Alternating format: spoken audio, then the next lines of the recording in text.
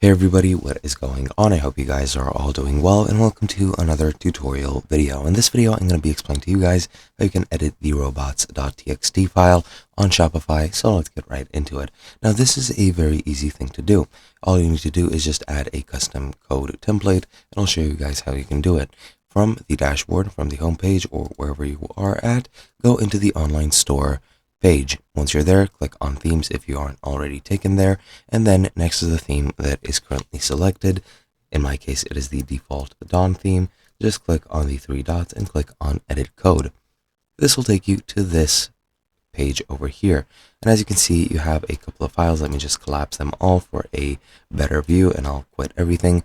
This is what it looks like without anything selected. So you have your layout, you have your templates, the sections, the snippets, the config, the assets, and the locales. What you're going to want to do is click on templates and extend that menu, and then you're going to click and add a new template, because as you can see, we do not have a robots.txt template over here.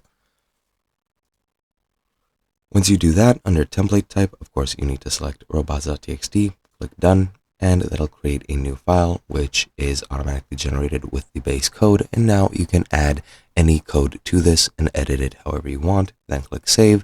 And once you do, your robots.txt.liquid will be saved, and that is all you need to do. Hope you guys enjoyed, and I'll be seeing you guys in another video.